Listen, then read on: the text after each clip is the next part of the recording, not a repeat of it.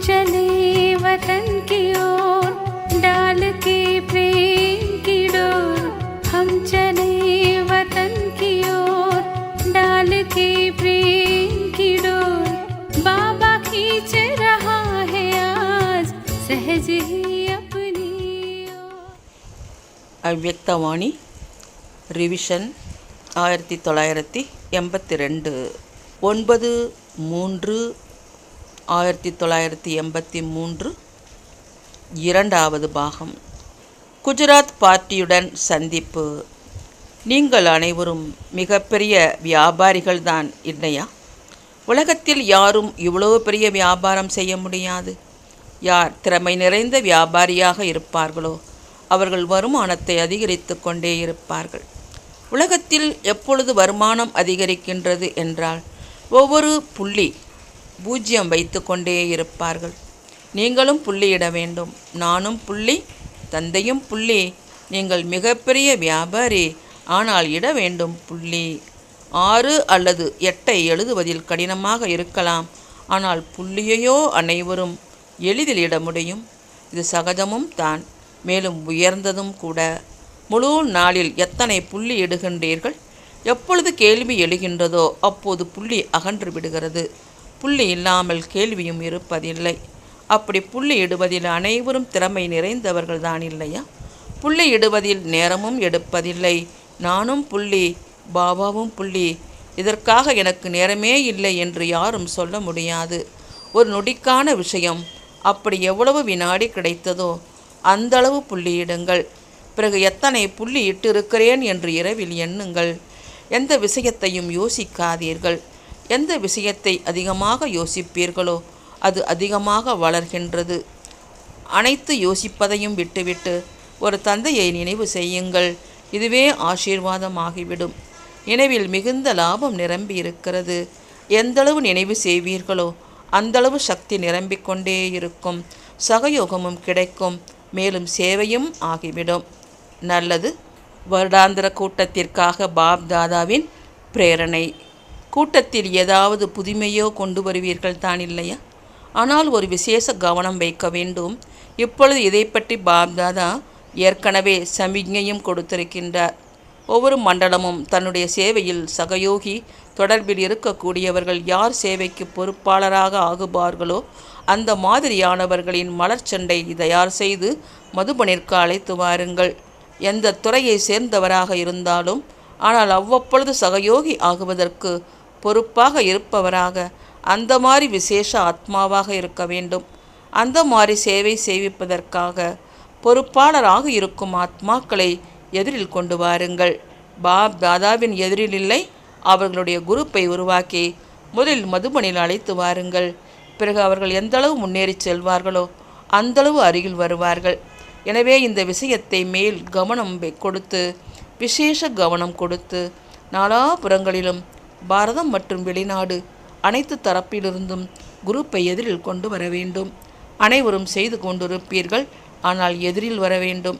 அந்த குரூப் மூலமாக உங்களுடைய சேவை இன்னும் அதிகமாக அதிகரிக்கும். ஏனென்றால் கூட்டத்தில் வருவதினால் அவர்களுக்கு பலம் கிடைக்கும். குடும்பத்து உறுப்பினராக அனுபவம் செய்து கொண்டே இருப்பார்கள். மேலும் கூடவே மனம் மூலம் செய்யும் சேவையின் மேல் உங்களுக்குள் விசேஷமாக குரூப்பை உருவாக்கி ஒன்று அதை தெளிவுபடுத்துங்கள் மற்றும் இன்னொன்று அந்த குரூப் அவ்வப்பொழுது அவர்களுக்குள் சந்தித்து மன சேவையின் வளர்ச்சிக்கான திட்டத்தை உருவாக்க வேண்டும். ரிசல்ட் கொடுக்க வேண்டும். ஏனென்றால் நேரத்துக்கு ஏற்றபடி, சூழ்நிலைக்கு ஏற்றபடி இப்பொழுது மன சேவைக்கு மிக மிக அவசியம் இருக்கிறது. எப்படி நீங்கள் பலவிதமான துறைகளையோ உருவாக்கி இருக்கிறீர்கள், ஆனால் ஒவ்வொரு துறையிலிருந்தும் அந்த மாதிரி சகயோகி குரூப் தயாராக வேண்டும். நாம் இதுவரை என்னென்ன சேவை செய்திருக்கிறோம், எத்தனை பேர்களை பரிவர்த்தனையில் மாற்றத்தில் கொண்டு வந்திருக்கிறோம். ஒவ்வொரு துறையிலிருந்தும் நடைமுறையில் என்ன ரிசல்ட் கிடைத்தது என்பதை அவர்கள் அரசாங்கத்தின் முன் கொண்டு செல்ல வேண்டும். அப்பொழுது இவர்கள் அனைத்து விதமான சேவை செய்பவர்கள் என்று அரசாங்கமும் உங்களை புரிந்து கொள்ளும். இவர்கள் மத சம்பந்தப்பட்ட சேவைகளும் மட்டுமன்றி அனைத்து விதமான சேவை செய்பவர்கள் என்பதை புரிந்து கொள்ள வேண்டும். என்னென்ன சேவை செய்கின்றீர்களோ அதை அரசாங்கத்திற்கு தெரியப்படுத்துங்கள். பிறகு அரசாங்கம் அதன் முடிவை பார்த்து நீங்கள் இந்த காரியத்தில் சகயோகம் செய்பவராக ஆகுங்கள் என்று அவர்களே முன்னுக்கு வந்து வாய்ப்பு அளிப்பார்கள். இப்பொழுது அரசாங்கத்தின் முன் நீங்கள் செய்த சேவையின் நடைமுறை வரைபடம் வரவில்லை. சேவை அதிகமாக செய்கின்றீர்கள், ஆனால் அனைவரின் கண்களும் திறக்க வேண்டும். தொலைக்காட்சியில் செய்தித்தாள்களில் பிரம்மா குமாரிகள் அவர்கள் செய்த இந்த சேவைகளின் முடிவுகளை அரசாங்கத்தின் எதிரில் கொண்டு வந்திருக்கிறார்கள் என்று செய்தி வர வேண்டும். எனவே நடைமுறை முடிவுகளை எடுத்து காண்பியுங்கள். இப்பொழுது அரசாங்கத்தின் முன்பு நீங்கள் செய்த சேவையின் நடைமுறை வரைபடம் வரவில்லை. சேவை அதிகமாக செய்கிறீர்கள், ஆனால் அனைவரும் கண்களும் திறக்க வேண்டும். தொலைக்காட்சியில் செய்தித்தாள்களில் பிரம்மா குமாரிகள் அவர்கள் செய்த இந்த சேவைகளின் முடிவுகளை அரசாங்கத்தின் எதிரில் கொண்டு வந்திருக்கிறார்கள் என்று செய்தி வர வேண்டும்.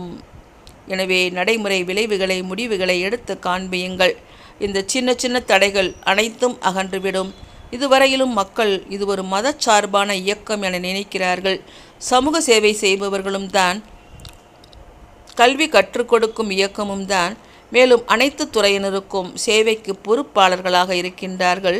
முழு உலகத்தில் உள்ள அநேக விதமான துறைகளை சார்ந்தவர்களையும் பரிவர்த்தனை செய்யக்கூடியவர்கள்தான். இத்தனை நபர்களை குடிப்பழக்கத்திலிருந்து விடுவித்திருக்கிறார்கள். உடல் ஆரோக்கியத்திற்கான நிகழ்ச்சிகள் செய்கின்றார்கள். அப்படி இந்த அனைத்து சேவைகளின் ரிசல்ட் அரசாங்கத்தின் எதிரில் எங்கே வந்திருக்கிறது?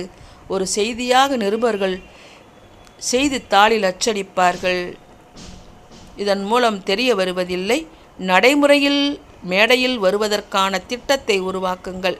நிகழ்ச்சிகள் செய்யுங்கள். படவிளக்க கண்காட்சிகள் செய்யுங்கள். மிக அதிகமான சேவை செய்யுங்கள். ஆனால் செய்த சேவையின் ரிசல்ட் அனைவரின் பார்வையில் வர வேண்டும்.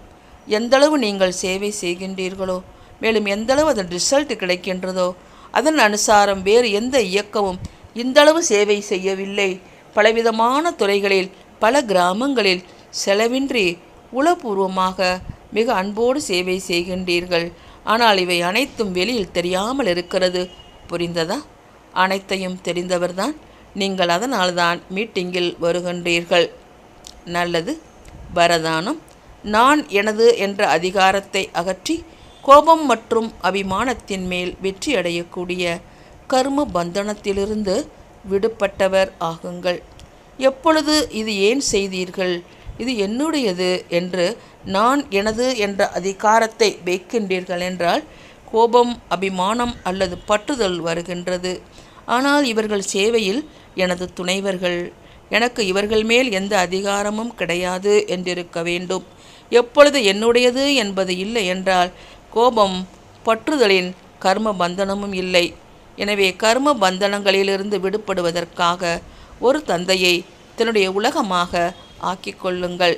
ஒரு தந்தையை தவிர வேறு யாரும் இல்லை என்று, அப்படி ஒரு தந்தையே உலகமாகிவிட்டார் என்றால் எந்த ஈர்ப்பும் இல்லை, எந்த பலகீனமான சம்ஸ்காரங்களின் பந்தனமும் இல்லை.